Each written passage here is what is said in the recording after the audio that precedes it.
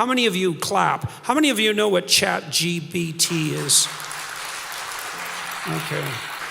So not very many. So I'll tell you what ChatGPT is, just so you know, because you need to know this. And I don't know what sort of technological revolution this is. Gutenberg press level?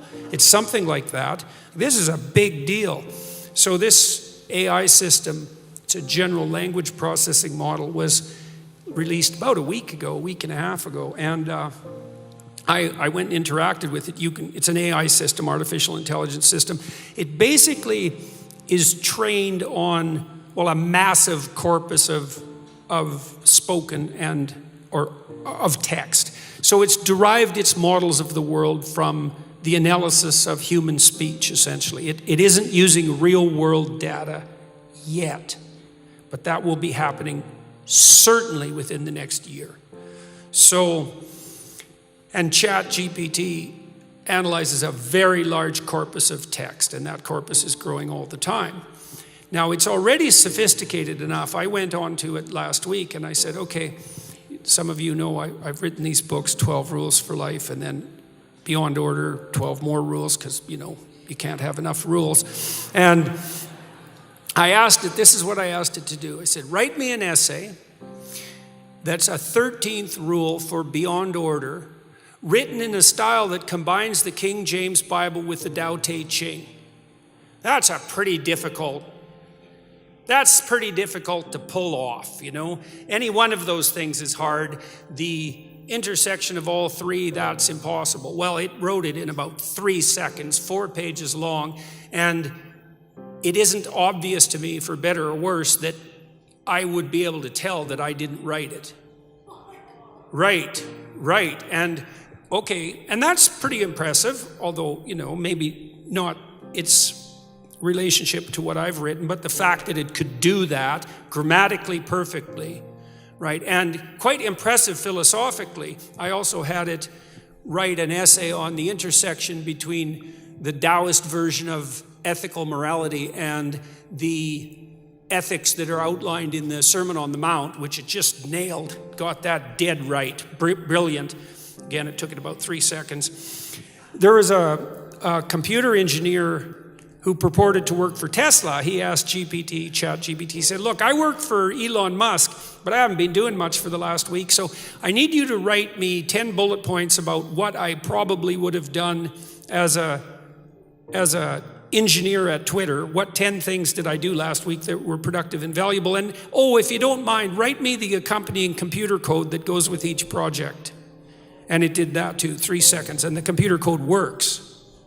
Right, and so, okay, so that's already there. So then a university professor did this. He thought, that's interesting. Any student will be able to write any essay on any topic with ChatGPT.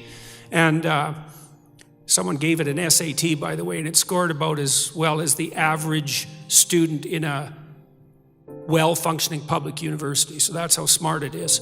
So that's basically an IQ test. He said, write me an essay, gave it a topic, wrote the essay. He said, now grade it. Said, if we can automate the students, we should be able to automate the professors too.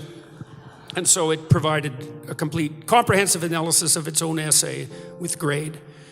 It wrote, someone else asked it, write the screenplay and describe the characters for the next $900 million Hollywood blockbuster. It's like, bang, plot, characterizations. Then someone else took the descriptions of the actors and said, generate photorealistic computer images for each actor.